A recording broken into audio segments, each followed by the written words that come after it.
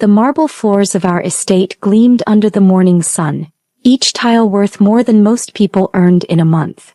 I stood at the floor-to-ceiling windows of my bedroom, watching the groundskeepers tend to our perfectly manicured gardens. They moved with practiced efficiency, never daring to look up at the house, never acknowledging my presence behind the glass.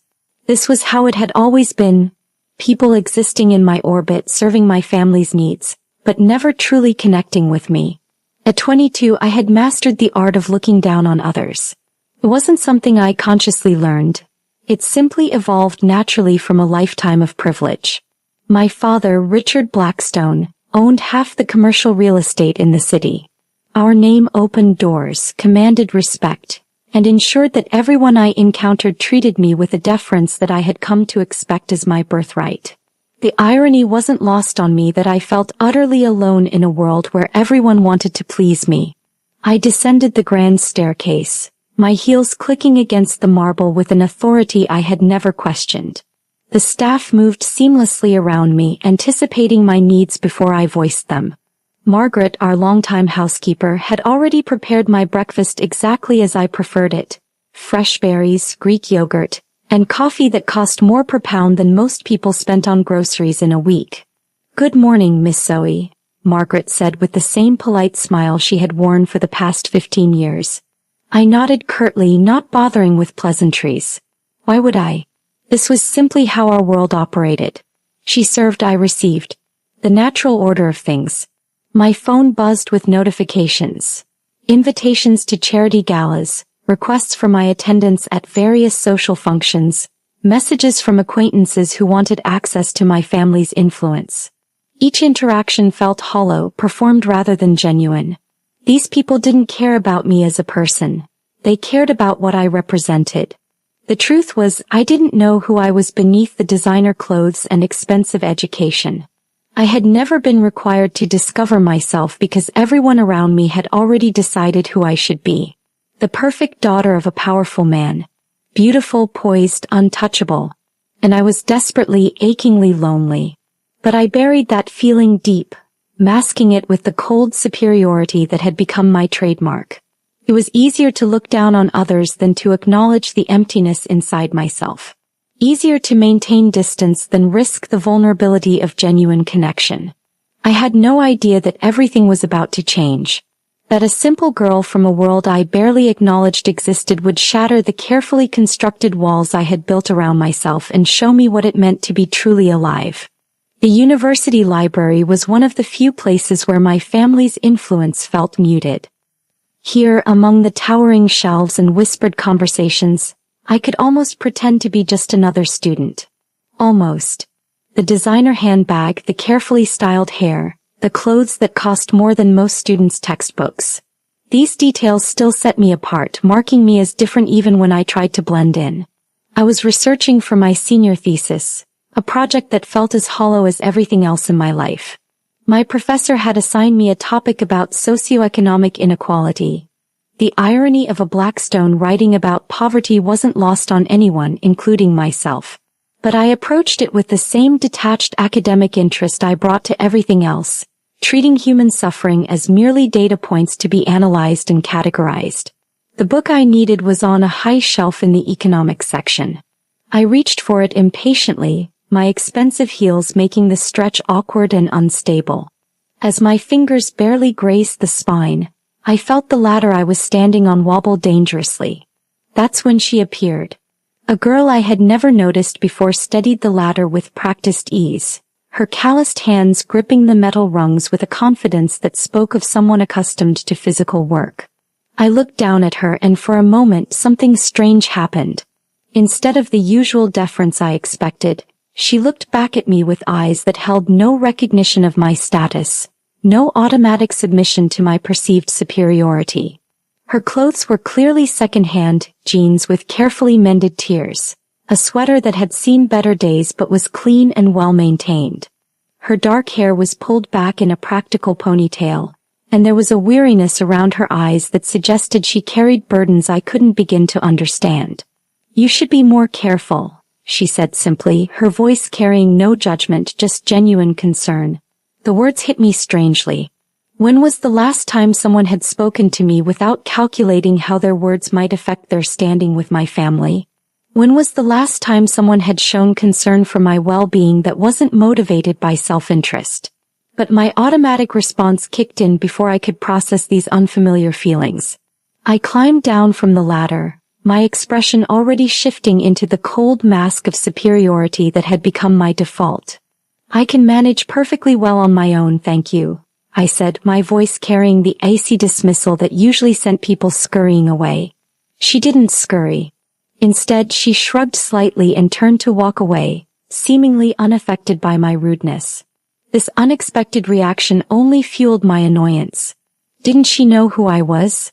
Didn't she understand that treating me with such casual indifference was inappropriate? "Excuse me," I called after her, my voice sharper now. "I don't think you heard me properly." She turned back, those same steady eyes meeting mine without flinching. "I heard you fine. You said you could manage on your own. So I'll leave you to it." The simplicity of her response was infuriating. There was no apology, no recognition of my authority, no attempt to curry favor. She was treating me like just another person. The thought was so foreign that I didn't know how to respond. "Do you know who I am?" I asked, the question slipping out before I could stop it. She looked at me for a long moment, and I saw something that might have been pity flicker across her features. "Yeah, I know who you are. Zoe Blackstone. Everyone knows who you are." But the way she said it suggested that knowing who I was didn't impress her in the slightest. If anything, it seemed to explain something about my behavior that she found more sad than intimidating. Before I could formulate another cutting response, she was gone, disappearing between the stacks like she had never been there at all. I stood there holding my retrieved book, feeling strangely off balance. The encounter had lasted less than 5 minutes, but something about it lingered in my mind like a splinter I couldn't remove. Who was this girl who dared to treat me like an ordinary person? And why did her casual dismissal affect me more than the carefully orchestrated respect I was accustomed to receiving? I tried to push the interaction from my mind as I settled into my usual study spot, but I found myself distracted, my eyes scanning the library for another glimpse of dark hair and worn clothes. When I finally caught sight of her again, she was tucked into a corner table, surrounded by textbooks that looked like they had been purchased used and handled with the reverence of someone who understood their true cost. She was taking notes by hand, her writing careful and precise. There was an intensity to her focus that I envied. When was the last time I had cared about anything enough to give it such complete attention? Everything in my life felt predetermined, the outcomes already decided by my family's influence and wealth. But watching her, I saw someone fighting for every opportunity, someone for whom education wasn't a given but a precious chance that couldn't be wasted. I realized I was staring and forced myself to look away, but the damage was done. Something had shifted in that brief encounter, some small crack appearing in the armor I had spent years perfecting. I didn't understand it yet, didn't recognize it for what it was. The first moment when someone had seen through my performance and found me lacking not in status or wealth, but in basic human decency. It was a judgment I wasn't ready to accept, but one I couldn't entirely dismiss. And as I packed up my things to leave, I found myself hoping I would see her again, though I couldn't have explained why. The seed of change had been planted, though I was still too proud and too sheltered to recognize it. I left the library that day thinking about steady brown eyes and calloused hands, about someone who had looked at me and seen not the Blackstone heiress, but simply a person who could do better. It would take time for me to understand what a gift she had given me in that moment of honest assessment. But the process had begun, though I fought it every step of the way. The drive home from the university took me through parts of the city I usually avoided. My BMW navigated automatically toward the exclusive neighborhood where I had grown up. But tonight I found myself taking a different route, one that led through areas where the buildings were older, the streets less pristine, the people more diverse. I told myself it was just curiosity, but something deeper was driving this exploration. The encounter with the nameless girl had left me unsettled in ways I couldn't articulate. Her casual dismissal of my status had exposed something I had never been forced to confront. The possibility that my worth might not be automatically guaranteed by my last name. The contrast between these neighborhoods and my own was stark. Here children played on concrete stoops instead of manicured lawns. Laundry hung from fire escapes and corner stores advertised lottery tickets and phone cards instead of organic produce and fair trade coffee. It was a world that existed parallel to mine but might as well have been on another planet for all the intersection our lives typically had. I pulled over at a red light and watched a woman about my age juggling 2 jobs worth of uniforms while shepherding 3 young children toward a bus stop. Her face showed the kind of exhaustion I had never experienced. Not the temporary fatigue of staying up too late at a party, but the bone-deep weariness of someone carrying too much responsibility with too few resources. The light changed and I drove on, but the image stayed with me. When I arrived home, the familiar opulence felt different somehow. The same marble floors, the same crystal chandeliers, the same staff moving efficiently through their well-rehearsed routines. But now I noticed things I had previously taken for granted. The way Margaret's smile never quite reached her eyes, the careful distance maintained by everyone in our employ, the isolation that wealth had created around our family. My father was in his study as he was every evening, reviewing reports and making decisions that affected hundreds of people's livelihoods. I knocked on the heavy oak door and waited for his permission to enter. "Zoe," he said, not looking up from his papers. "How were your classes today?" It was the same question he asked every day, delivered with the same distracted attention. I usually responded with generic pleasantries, but tonight I found myself wanting to tell him about the girl in the library, about the way she had looked at me like I was just another person who could be held accountable for her actions. Instead, I gave him the expected response. "Fine. I made progress on my thesis." He nodded absently, already returning to his documents. This was how our conversations always went, brief, superficial, focused on achievements and appearances rather than thoughts or feelings. I realized I had no idea what my father thought about anything beyond business and profit margins. Did he ever wonder about the people affected by his decisions? Did he ever feel the weight of the privilege we had been born into? "Father," I said, the word feeling strange in my mouth. We typically maintained formal address even in private. "What do you think about the people who work for us?" This question was unusual enough to earn his full attention. He looked up from his papers, his expression carefully neutral in the way that suggested he was calculating the implications of my inquiry. "What about them? Do you ever think about their lives? Their families? What they do when they're not here?" His smile was patronizing, the kind reserved for naive children who asked inconvenient questions. "Zoe, we provide employment for dozens of people. We pay fair wages and offer excellent benefits. That's our responsibility to them." But that wasn't what I was asking, and we both knew it. I was asking about connection, about seeing the people around us as more than just functions in our daily operation. I was asking about the kind of genuine human interaction I had glimpsed briefly in the library. "Of course," I said, recognizing that this conversation wouldn't go where I needed it to go. "I was just curious." He returned to his papers, dismissing me without words. I left his study feeling more isolated than ever, carrying with me the growing recognition that the world I had always known was far smaller and more superficial than I had realized. That night, I lay in my bed, a bed worth more than most people's cars, and thought about calloused hands and careful handwriting. I thought about someone working multiple jobs to pay for textbooks I could buy without checking the price. I thought about the way she had looked at me with neither hatred nor admiration, but with a kind of weary disappointment that suggested she had expected better and found herself unsurprised by the reality. For the first time in my life, I felt ashamed of who I was. Not ashamed of my family's wealth. That was simply circumstance. But ashamed of how I had chosen to wear that wealth like armor, using it to maintain distance from the very experiences that might have made me a more complete person. I didn't sleep well that night. My dreams were filled with steady brown eyes and questions I didn't know how to answer. When I woke, I found myself planning my day around the possibility of returning to the library, though I couldn't have explained what I hoped to accomplish there. The seed that had been planted was beginning to grow, pushing against the carefully constructed boundaries of my old life. I didn't recognize it yet as the beginning of love. I thought it was merely curiosity about someone who had dared to treat me differently. But love often begins with the simple recognition that another person has something we desperately need, even if we don't yet understand what that something is. What I needed was authenticity.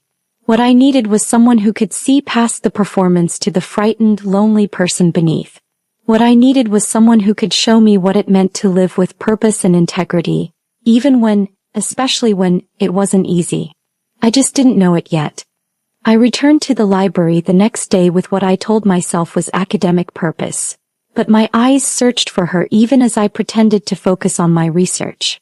When I finally spotted her in the same corner, bent over the same worn textbooks, something twisted in my chest, a mixture of anticipation and an emotion I couldn't name. She was alone as she had been the day before, but there was something about her solitude that seemed different from my own. Where my isolation felt imposed by circumstances beyond my control, hers seemed chosen, protective. She had created a small fortress of books and notebooks, a space where she could focus entirely on the work that obviously mattered deeply to her. I watched her for nearly an hour before approaching, studying the way she moved, the careful precision with which she handled her materials, the occasional moments when she would pause and stare into the distance, lost in thought. There was a richness to her inner life that I envied, a depth that suggested she had experienced things that had shaped her in fundamental ways. When I finally worked up the courage to approach her table, I did so with the kind of calculated casualness I had perfected in social situations. I told myself I was simply being friendly, but the truth was more complicated. I was drawn to her in ways I didn't understand, compelled by the challenge she represented to everything I thought I knew about how people were supposed to respond to me. "Mind if I sit here?" I asked, gesturing to the empty chair across from her. All the other tables seemed to be taken. This was a lie. The library was half empty and there were dozens of available seats. But it was the kind of small deception I had learned to deploy without thinking, a social lubricant that made interactions smoother and more predictable. She looked up at me with those same steady eyes and I saw a flicker of something, wariness maybe or resignation. But she nodded toward the chair without speaking, then returned to her work. I settled myself across from her, arranging my expensive textbooks and notebooks with theatrical precision. Everything about my study materials screamed privilege. The latest editions purchased new, still crisp and unmarked. In contrast, her books showed the wear of multiple previous owners, their margins filled with different hands' notes, their covers softened by careful use. For several minutes we worked in silence. But I found it impossible to concentrate on my own assignment when I was so acutely aware of her presence. The way she bit her lower lip when concentrating. The careful way she turned pages as if the books were precious and fragile. The small furrow that appeared between her eyebrows when she encountered something difficult. I had spent my entire life being the center of attention, the focus of every room I entered. But sitting across from this girl, I felt invisible in a way that was both unsettling and oddly liberating. She wasn't performing for me, wasn't adjusting her behavior to accommodate my presence. She was simply existing authentically and without apology. The novelty of being ignored should have been refreshing. Instead, it irritated me in ways I couldn't explain. I was accustomed to deference, to having my needs anticipated and met. Her indifference felt like a rejection of something fundamental about who I was. "You know," I said, breaking the silence with a voice pitched to carry the subtle authority I had been trained to project, "you might get more done if you had better materials to work with." She looked up slowly, her expression carefully neutral. "Excuse me." I gestured toward her textbooks, my movement deliberately casual but unmistakably dismissive. "I mean, those books have seen better days. It can't be easy trying to learn from something that's been highlighted and noted by so many other people. How do you know which information to trust?" The question was designed to sound helpful, but the condescension was barely concealed. I was doing what I had always done, using my privilege as a weapon, establishing hierarchy through the subtle art of making others feel lesser. I manage fine, she said, her voice level but with an edge I hadn't heard before. I'm sure you do your best, I continued, my tone taking on the patronizing quality I had learned from a lifetime of charity galas and philanthropic events. It's just that education is so important. It seems like you should have access to better resources, especially given how hard you're obviously working. Each word was calculated to sound supportive while actually highlighting the differences between us. I was offering help from a position of superiority, making it clear that I had things she needed, that my circumstances made me more capable of academic success. She set down her pen and looked at me directly, and I saw something in her expression that should have warned me to stop. But I was too caught up in the familiar rhythm of subtle dominance to recognize the danger. Are you offering to buy me new textbooks? She asked. The question caught me off guard. It was more direct than I had expected, cutting through the careful layers of implication to the heart of what I was really saying. I had been performing compassion without any intention of following through with action. Well, I stammered, realizing I had no good answer. I hadn't been offering genuine help. I had been establishing my position as someone who could offer help if I chose to. The distinction was crucial, and her question had exposed the emptiness of my gesture. That's what I thought, she said quietly, returning to her work. The dismissal stung more than it should have. I felt exposed, caught in a performance that had been revealed as hollow. But instead of retreating or reconsidering my approach, I doubled down, using the cruelty I had perfected as a defense mechanism. You know what your problem is? I said, my voice taking on the cutting edge that could slice through the confidence of anyone who had ever tried to challenge me. You're so defensive about your circumstances that you can't even accept genuine concern from someone who might actually be able to help you. The words were designed to wound, to make her question herself instead of questioning me. It was a technique I had learned from watching my father negotiate, from observing the way powerful people maintain their advantage by making others doubt their own perceptions. She looked up again, and this time I saw something in her eyes that made me immediately regret my words. It wasn't anger or hurt, it was disappointment. Deep, weary disappointment that suggested she had hoped for better but wasn't surprised to be proven wrong. You don't know anything about my problems, she said, her voice so quiet I had to lean forward to hear her. And you don't know anything about genuine concern.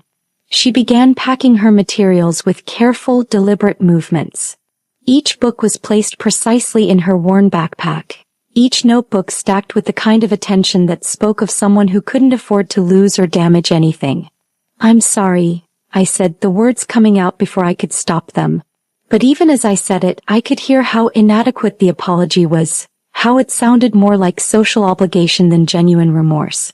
She paused in her packing and looked at me one more time. No, you're not, she said simply. You're sorry that I'm not responding the way you expected me to. But you're not sorry for what you said because you don't think you did anything wrong. The accuracy of her assessment was devastating. She had seen through my performative apology to the entitled assumption beneath, that she should be grateful for my attention, regardless of how I chose to give it.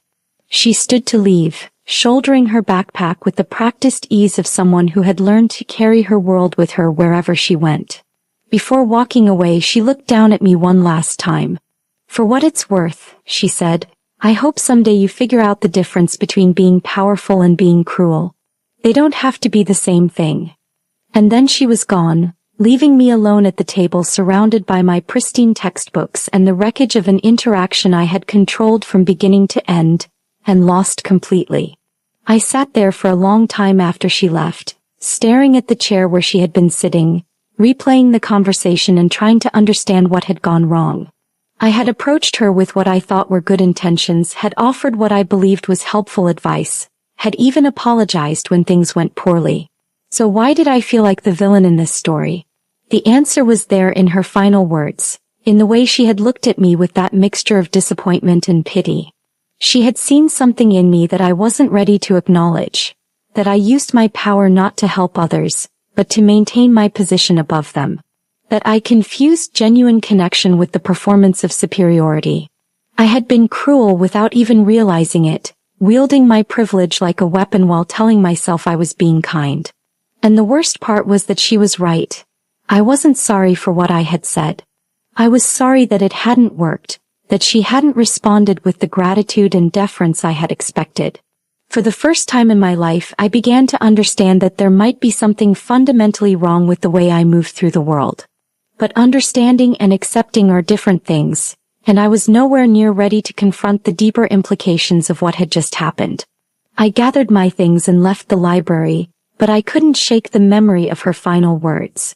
They followed me home, echoing in my head as I tried to focus on other things. They would continue to echo for days to come, slowly eroding the certainties I had built my identity around. The seed of change was growing, but it was still buried under layers of pride and defensiveness. It would take more encounters, more challenges to my assumptions, before I could begin to see myself clearly. But the process had begun, and there was no going back to the comfortable ignorance I had enjoyed before meeting her. Sleep became elusive over the following days. I would lie in my luxurious bed, surrounded by thread counts higher than most people's weekly paychecks, and replay that library conversation until every word was seared into my memory. Her voice, calm and steady, cutting through my pretenses with surgical precision. The way she had looked at me, not with hatred but with something far more devastating, disappointment. I found myself avoiding the library entirely, though I told myself it was because I needed to focus on other aspects of my thesis research. The truth was more complicated. Every time I considered returning to that corner table, I felt a strange mixture of dread and longing that I couldn't explain. Dread at the possibility of another encounter that would expose more of my failings. Longing for, what? Another chance to prove myself? Another opportunity to be seen by someone who seemed to look past all the carefully constructed barriers I used to keep the world at arm's length? My daily routine continued unchanged on the surface. The same expensive breakfast, the same designer clothes, the same parade of social obligations that filled my calendar without filling my life. But underneath something was shifting. I began noticing things that had previously been invisible to me. The way service workers avoided eye contact, the careful distance maintained by classmates who spoke to me with polite deference but never genuine warmth. Was this how I had always experienced the world? Had I been so insulated by privilege that I had never noticed the isolation it created? Or was this new awareness a result of being seen clearly by someone who had no investment in maintaining the illusions that surrounded my life? The questions haunted me, but I couldn't find satisfying answers. Every attempt to rationalize the encounter failed when I remembered the look in her eyes. Not judgmental exactly, but observant in a way that suggested she understood things about me that I didn't understand about myself. 3 days after our library confrontation, I found myself driving through the same working-class neighborhoods I had explored earlier. But this time, instead of being a curious observer, I felt like I was searching for something. Some clue that would help me understand the world that had shaped the girl who had seen through me so effortlessly. I parked near a small diner that advertised home-cooked meals and coffee refills. Through the windows, I could see a mix of people, construction workers grabbing breakfast before early shifts, elderly regulars reading newspapers over endless cups of coffee, students hunched over textbooks while nursing single orders stretched to justify their presence. For the first time in my life, I wanted to go inside. Not to observe or to feel superior to the people there, but to understand what it felt like to exist in a space where your worth wasn't predetermined by your last name or your father's bank account. I wanted to know what it was like to be seen as just another person the way she had seen me. But I couldn't make myself get out of the car. The gap between my world and theirs felt too vast to cross, and I didn't have the tools to bridge it. I had been raised to stand apart, to maintain the distance that signified status. The idea of genuinely mingling with people I had been taught to see as fundamentally different was terrifying in ways I couldn't articulate. Instead, I drove home to the familiar comfort of marble floors and crystal chandeliers, but the comfort felt hollow now. The house that had always represented security and success now felt like a prison, beautiful and luxurious but ultimately isolating. That evening, I found myself in my father's study again, drawn by a need to understand something about the world I had inherited. "Father," I said, settling into the leather chair across from his massive desk. "How did you build all this?" He looked up from his paperwork, surprised by the question but pleased by what he interpreted as interest in the family business. "Hard work," he said, leaning back in his chair. "Smart investments. Understanding that in business, you either dominate or you get dominated. There's no middle ground. But what about the people affected by your decisions? The employees, the tenants, the communities where you develop properties?" His expression shifted slightly, taking on the same patronizing quality I had seen when I asked about our staff. "Zoe, business isn't a charity. We provide jobs, we pay taxes, we contribute to economic growth. That's how we help people, by being successful ourselves." It was the same logic I had used with the girl in the library, helping from a position of superiority, maintaining hierarchy while performing compassion. But hearing it stated so baldly, I could see the emptiness at its center. It wasn't really about helping others. It was about justifying our position above them. Have you ever wondered if there might be other ways to be successful? Ways that don't require maintaining such distance from everyone else? My father's smile was indulgent but firm. "Zoe, distance is power. The moment you start seeing employees as friends or tenants as equals, you lose your ability to make the hard decisions that keep businesses profitable. Emotional involvement is a luxury we can't afford." The conversation continued for another few minutes, but I had already heard everything I needed to hear. My father had built our wealth by systematically avoiding the kind of genuine human connection that the girl in the library had offered me, and that I had rejected out of hand. That night I did something I hadn't done since childhood. I cried. Not the performative tears I had learned to deploy when they served my purposes, but deep, wrenching sobs that seemed to come from some place inside me that I had forgotten existed. I cried for the loneliness I had carried for so long that I had mistaken it for normal. I cried for the connections I had never formed because I had been taught to see other people as fundamentally different from me. I cried for the girl in the library who had offered me something precious, honest assessment from someone who had no agenda, and whom I had repaid with casual cruelty. But most of all, I cried because I was beginning to understand that the person I had become was not the person I had to remain. That the privileged, isolated, cruel young woman who had dismissed someone's genuine humanity was not my inevitable destiny. That change was possible, though it would require letting go of everything I thought I knew about who I was supposed to be. The realization was terrifying and liberating in equal measure. Terrifying because it meant acknowledging that I had been wrong about so many fundamental things. Liberating because it suggested that the emptiness I felt didn't have to be permanent. I fell asleep that night with tears still drying on my cheeks, but for the first time in weeks, my dreams were not haunted by steady brown eyes and disappointed voices. Instead, I dreamed of possibilities I couldn't yet name, of connections I had never allowed myself to imagine, of becoming someone worthy of the kind of honest assessment that had shattered my comfortable assumptions about myself. The transformation had begun in earnest now, though I still had no idea how difficult and rewarding the journey ahead would be. I only knew that I could no longer pretend to be satisfied with the golden cage I had been raised in, no matter how beautiful and secure it appeared from the outside.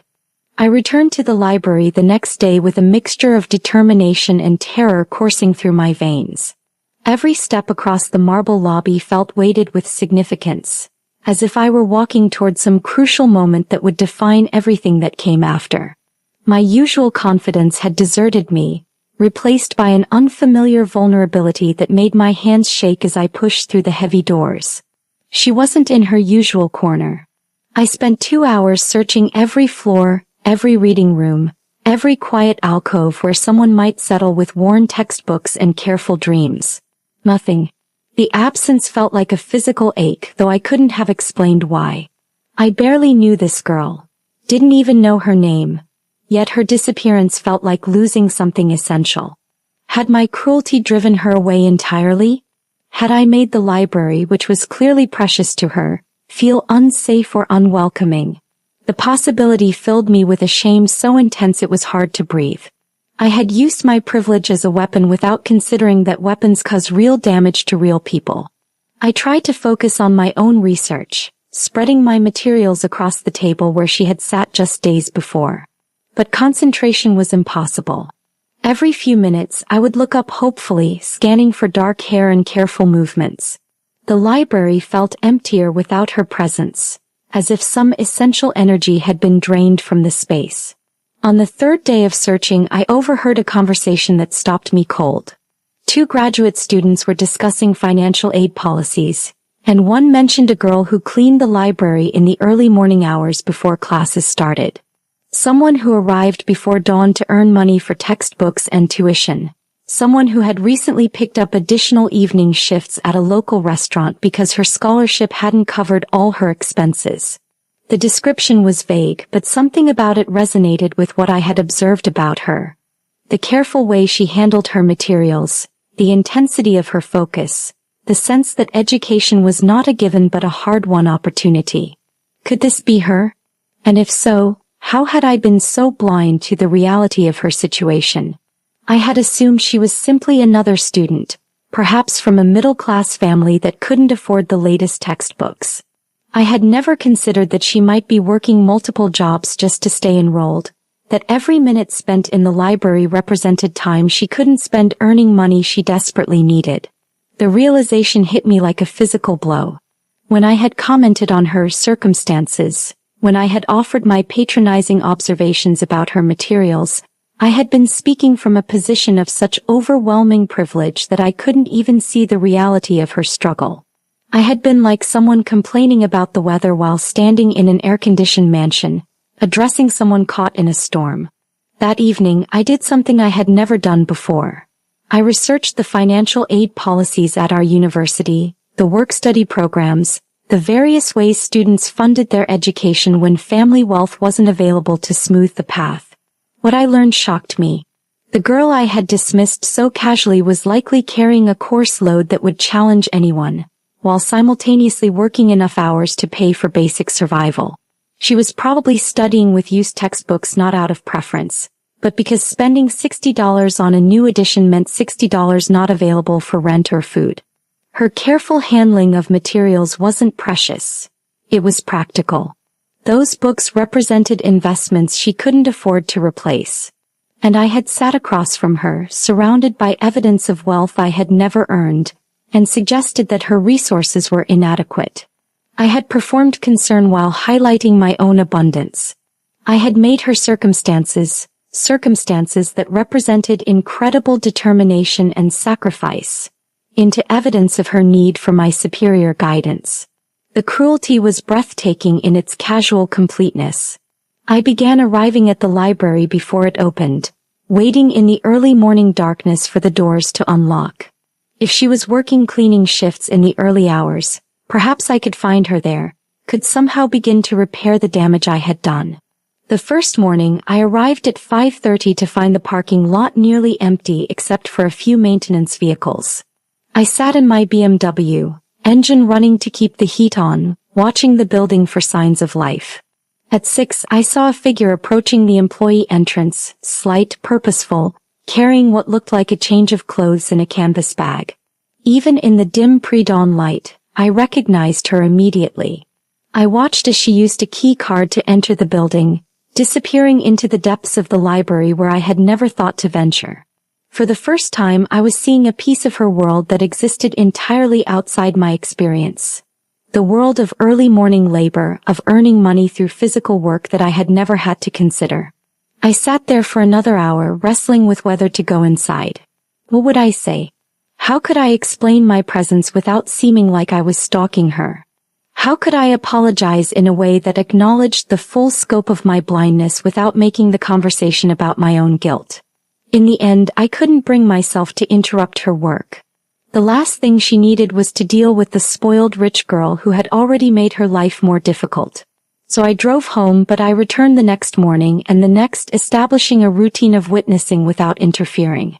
Gradually, I began to piece together more of her story. She arrived every morning at 6 and worked until the library opened at 8.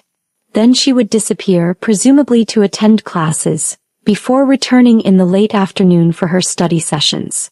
3 evenings a week, I noticed her leaving earlier than usual, heading in the direction of the restaurant district downtown. The picture that emerged was of someone living with a precision and efficiency I had never needed to develop. Every hour was accounted for, every decision weighed against financial necessity. There was no room in her schedule for the casual waste of time that characterized my own days.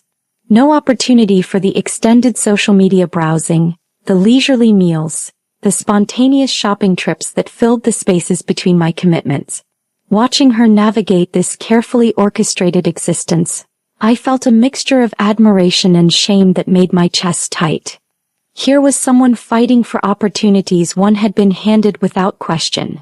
Someone finding ways to excel despite obstacles I couldn't have imagined. I found her in the periodicals section, methodically returning journals to their proper places. She moved with the same careful precision I had observed in her studying, treating each publication with respect despite the mundane nature of the task. Her work clothes were simple and practical, jeans and a t-shirt that had seen many washings but were clean and well-maintained. She noticed me before I worked up the courage to speak, her movements pausing as she registered my presence. For a moment, we simply looked at each other across the rows of shelving, and I saw recognition followed quickly by wariness cross her features. "Library doesn't open to students for another hour," she said, her voice neutral but not unfriendly.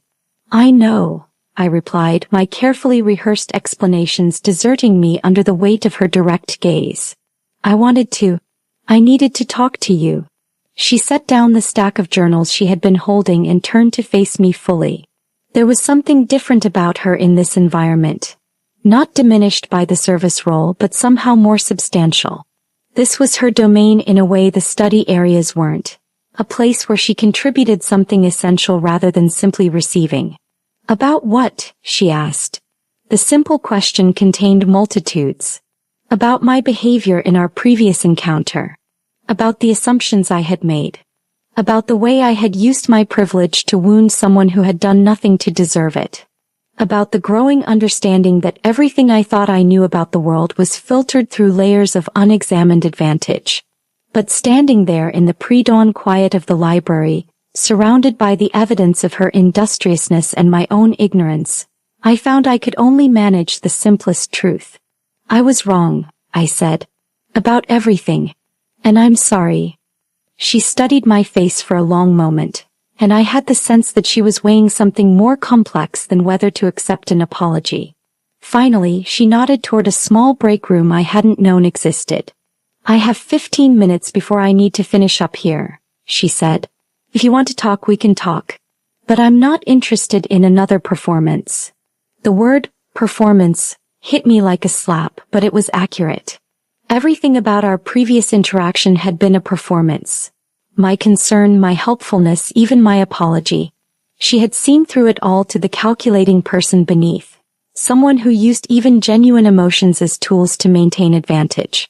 "No performance," I promised, following her into the small room that contained a few plastic chairs, a microwave, and a bulletin board covered with schedule changes and union notices. It was a world away from the elegant spaces I was accustomed to, but it felt more real than anywhere I had been in months. We sat across from each other at a small table marked with coffee rings and scarred by years of use. This close, I could see the fatigue around her eyes, the small signs of someone carrying more than any person should have to carry. But I could also see strength, the kind that comes from surviving rather than from being protected. "What's your name?" I asked, realizing that in all my weeks of observation and speculation, I had never learned this most basic fact about her. "Amy," she said simply. "Amy." The name fit her somehow, straightforward, unpretentious, honest. Everything I had trained myself not to be. "Amy," I repeated, testing the way it felt to say her name. "I know who you are," she interrupted gently. "The question is whether you know who you are." It was the kind of direct challenge that would have made me defensive just weeks earlier. But sitting in that small break room, surrounded by the evidence of a life lived without the cushions I had always taken for granted, I found I could only answer honestly. "I'm beginning to think I don't." I said. Know who I am, I mean. Something shifted in her expression.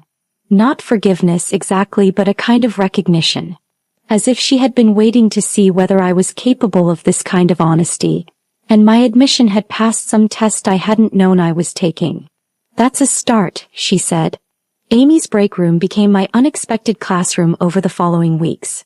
Every morning I would arrive before dawn and wait for her 15-minute break, when she would join me at the scarred table for conversations that dismantled everything I thought I understood about the world. She didn't set out to educate me. That would have implied a kind of intention I didn't deserve. Instead, she simply existed authentically in my presence, allowing me to witness what life looked like when every choice carried real consequences, when privilege couldn't buffer the impact of decisions both large and small. Why do you come here so early? I asked during our third morning conversation, though I already knew part of the answer. Because I need the money, she said without embarrassment or defensiveness. It was simply a fact, stated as plainly as someone might mention the weather. And because I like the library when it's quiet, before everyone else arrives and fills it with their noise. There was something in the way she said, everyone else, that made me wonder if she included me in that category. The thought stung, but I couldn't argue with it. I had certainly brought noise to her peaceful study sessions. The noise of judgment, of casual cruelty disguised as concern. How long have you been working here? I asked. 2 years. Since I started school. She paused, seeming to consider whether to elaborate. I applied for every work-study position available, but most of them conflicted with my class schedule. The morning cleaning shift works because it's before anything else starts. I tried to imagine planning my life around work schedules, weighing job opportunities against academic requirements. The complexity of such calculations was foreign to me. My schedule was built around preferences and conveniences, not necessities. Don't you get tired? Working so early and then attending classes all day. She looked at me with something that might have been amusement. Tired is a luxury I can't afford. You sleep when you can, you work when you have to, and you study whenever possible. That's how it works when you don't have other options. The casual way she described this existence, one that would have broken me within a week, highlighted the vast differences in our realities. I complained about early morning classes that started at 10. She was finishing a physical labor shift before I typically had breakfast. What are you studying? I asked, realizing I had never bothered to find out what brought her to the library every day. Engineering, she said, and I heard pride in her voice for the first time. Mechanical engineering with a focus on renewable energy systems. The revelation stunned me. I had made assumptions about her academic capabilities based on her financial circumstances, as if intelligence was somehow correlated with wealth. But engineering was one of the most demanding programs at our university, requiring mathematical skills and technical knowledge that I couldn't have managed even with all my advantages. That's incredible, I said, meaning it sincerely. She shrugged, but I could see that my surprise had registered. Why is that incredible? Because you didn't think someone like me could handle advanced mathematics. The question was asked without hostility, but it forced me to confront another layer of my assumptions. Had I unconsciously believed that her circumstances reflected her capabilities rather than her opportunities? Had I conflated financial struggle with intellectual limitation? I think I've made a lot of assumptions about things I don't understand, I admitted. Yes, she said simply. You have. It wasn't said to wound, just to acknowledge a truth we both recognized. And somehow her willingness to state it so directly felt like a gift, the gift of honest assessment I had been craving without knowing it. Will you help me understand? I asked, the words coming out before I could consider their implications. She studied my face for a long moment, and I had the sense that she was weighing something complex. Not just whether I was sincere, but whether sincerity was enough. Whether someone who had lived with my advantages could ever truly comprehend a reality so different from her own. Understanding isn't something you can be given, she said finally. It's something you have to earn. And earning it requires giving up things you might not be ready to give up. Like what? Like the comfort of believing that your success is entirely due to your own merit. Like the certainty that people who struggle are somehow responsible for their struggles. Like the assumption that good intentions excuse harmful actions. Each point hit me with the force of recognition. These were exactly the beliefs I had used to justify my behavior, the mental frameworks that allowed me to look down on others while feeling virtuous about my own position. I want to give those things up, I said, though even as I spoke the words I could feel how much they would cost me. Wanting to and being able to are different things, Amy said. Privilege is comfortable even when it's isolating. Most people who have it don't really want to understand what life is like without it, because understanding would require them to act differently. And if I'm willing to act differently? She looked at me for a long time and I saw something shift in her expression. Not trust, exactly, but a kind of cautious willingness to see what I might be capable of becoming. Then maybe we can try, she said. That morning marked the beginning of my real education. Not the formal education I had purchased with my family's wealth, but the kind that transforms you from the inside out. Amy didn't lecture me or assign readings. Instead, she simply allowed me to witness her life, to see what determination looked like when it wasn't cushioned by safety nets. I learned that she woke up at 5 every morning not just for her library shift, but because it was the only quiet time available for studying. That she bought textbooks used not out of environmental consciousness, but because the difference between a new and used book could mean eating lunch for a week. That she had chosen engineering not because it was easy or because someone had encouraged her toward it, but because it offered the possibility of a career stable enough to help her family escape the cycle of financial uncertainty that had defined her childhood. But more than learning facts about her life, I began to understand something about character that had been entirely absent from my privileged education. I saw what it meant to persist when persistence was difficult, to maintain hope when circumstances offered little reason for optimism, to treat others with dignity even when they hadn't extended the same courtesy to you. Gradually, I began to see that Amy's kindness in continuing these conversations wasn't weakness or naivety. It was strength. She was choosing to engage with someone who had hurt her because she believed in the possibility of growth, even when that growth was painful and uncertain. The realization humbled me in ways I couldn't have anticipated. Here was someone who had every reason to write me off as another privileged brat, but who was instead offering me the chance to become something better. Not because I deserved it, but because she believed that people could change if they were willing to do the work. The question was whether I was brave enough to do that work, even if it meant dismantling everything I had built my identity around.